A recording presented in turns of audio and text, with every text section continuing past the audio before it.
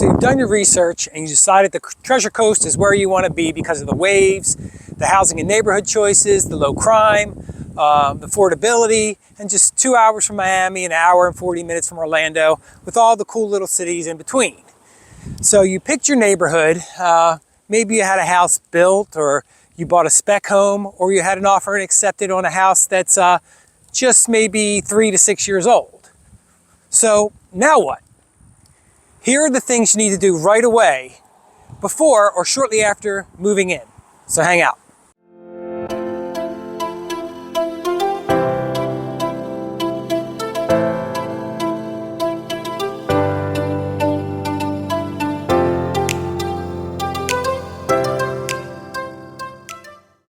Hey, I'm Steve Kimos, local realtor here in beautiful Port St. Lucie, Florida, on a beautiful 77-degree evening, walking on the Tradition Trail, about 5 miles, just nice relaxing evening. So, number one, research primary care doctors and make sure to get an appointment.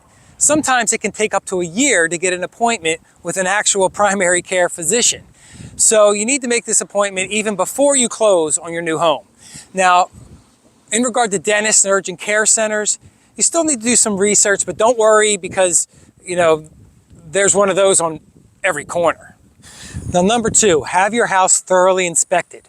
On a resale home, do so during the inspection period. And by the way, did you know you can get out of the contract and cancel the sale at any time during the inspection period? But once that inspection period is over, you're bound to the contract and could lose any funds that you already put toward the house. Now, if you built a new home, we need to check your contract because some builders have a clause saying that inspectors are not allowed in the property until after the closing. Now, other contracts allow the inspectors during the blue tape walkthroughs, but they don't allow them to open the electrical panel or go up in the attic due to insurance reasons. Now, in general, builders who are confident with their build will allow full inspection before closing. But you have to work with the builder to set up the inspection and give them time to address anything that they find along the way. Now, usually it's just small cosmetic issues, but occasionally some major structural issues have been found that have either postponed or ended contracts. So the $300 to $400 you pay for the inspection is worth it, and it provides some peace of mind about the property that you're buying. Now, in regard to inspections, I have a relationship with multiple inspectors that can help you with the process. And please know, I work with these folks because they have done right by my clients, not because I get any kind of kickback from them, which is actually illegal in the state of Florida. Okay, the next thing is you need homeowners insurance. Getting homeowners insurance has to be completed before closing if you have a mortgage, as the banks require it. But those paying cash don't have to get insurance before closing. In fact, I had 1 or 2 clients that self-insure. Now, to me, this doesn't make sense out in Tradition because insurance isn't very expensive. But there are some clients that buy near the coast or in a flood zone where the insurance is like $8,000 to $12,000 a year, and they decide to forego protection and self-insure. Now, I don't recommend it, but if they have the money, go ahead, self-insure. Now, to give you a real example of what homeowners insurance costs out there in Tradition in Port St. Lucie, which is about 12 to 13 miles as the crow flies to the coast. But here's a copy of my actual insurance bill. Most people end up paying about $1,600 to $2,300 per year for pretty good coverage. Now, in general, I won't put people in a house that's in a flood zone. So extra flood insurance isn't needed, but many of my clients, in fact, 90% of them, get extra flood insurance, which runs between $500 and $700 a year, in addition to the normal coverage. So again, I work with a couple of very good insurance brokers that will scour the market to find the deals that you need with the amount of coverage that you want. Or you can go to various websites and make various calls and choose the insurance that works best for you. But also, again, please know I don't get any kickbacks from the insurance brokers. That's also legal in the state of Florida.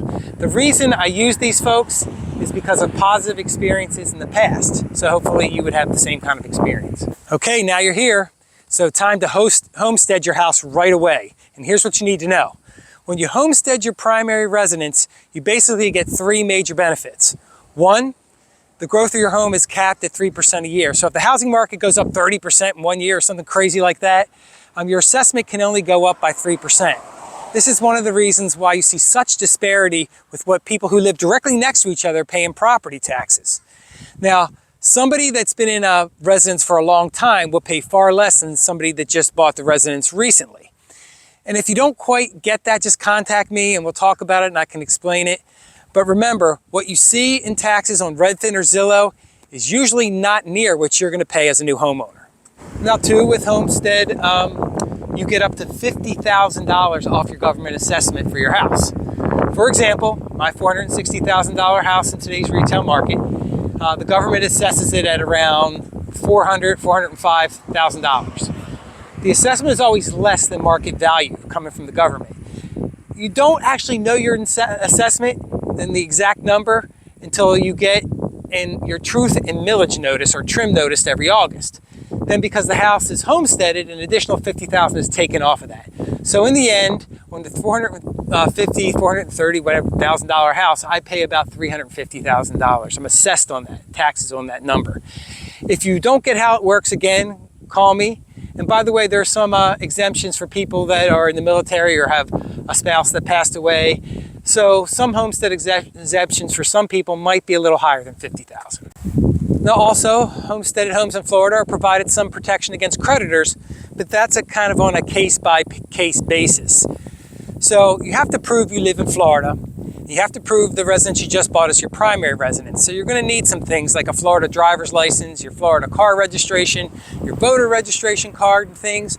But call the tax assessor's office for detailed homesteading instructions so you get it right, so you're not running back and forth 20 times to get the things they need to homestead. But keep in mind, there are deadlines for homesteading. So there's a qualification deadline, which says you must meet the responsibility of homeownership by January 1st of the year in which you're claiming the exemption.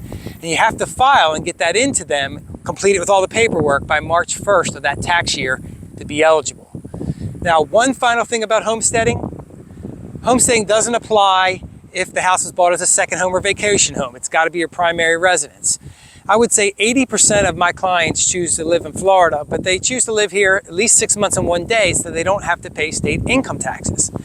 I personally get about $3,500 more in my pension just by being a full-time Florida resident, which means 6 months and 1 day. So it also means you can't have any other homesteaded houses in Florida or any other state, like I said before. Now, number 5, these next 3 things kind of go together.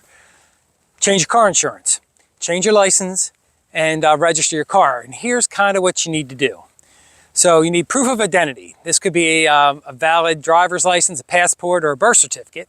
You need proof of social security number, and you can provide that off of your W-2 form or other documents that display your social security number, your social security card. Proof of Florida residency. Now this requires 2 documents with your name and your address. So it can be your deed, your mortgage statement, a lease agreement, utility bills, anything with your name and your address. Now, and then you need to give up your current out-of-state driver's license. And my wife didn't want to give up hers because she thought her picture looked good. I look like a total monster. Don't care. Get rid of it. Next, you visit a Florida driver's license office and you complete the application and testing. Then you have to pass your vision test and you pay an application fee, which I think is like $48 in 2025. By the way, you generally don't need to retake any kind of written or driving test if you have a valid driver's license from out of state. Now, with a change in license comes a change in your car insurance. You need to know that in general, Florida is more expensive for car insurance. I pay about $20 more a month than when I lived in the countryside of Maryland. So if you don't want to do the research on car insurance yourself, the same brokers that help you with your homeowner's insurance can usually search the best deal for you that's out there. So next, register your car in Florida. First, gather all the necessary documents. You'll need your proof of identity, a valid Florida driver's license, your passport. You need proof of Florida insurance. This is all required before you can even go in there to register. You don't, again, want to be running back and forth in the DMV trying to figure these things out. So you'll need the vehicle title from the previous state, or the manufacturer's certificate of origin if it's a brand new car. And then the application certificate of title without registration, which is HSMV 82040, your VIN number and your odometer reading. Then you visit your tax collector's office or your license plate agency, and then you wait in line and submit the the documents and pay the fees to the clerk. Now, I had a good experience at the Florida tax collector in DMV. The people there were generally happy and the process was efficient. I was in and out within an hour. I was shocked. So what are the fees? The initial registration fee is around $225. Now, working with the clerk, you'll have to choose a standard license plate or a special license plate. If you choose the special license plate, just know they put this binder in front of you that's like 7 inches thick. You go through looking at all these cool license plates. You don't want to waste a lot of time going through that binder, so I suggest checking out what license plates you want previously before going in there and holding up the line. Now, of course, there's a charge for specialized license plates, and you know that's that way in every state. Once your application is processed and the fees are paid, you'll receive your Florida license plate and your registration card, which you keep in your car, of course.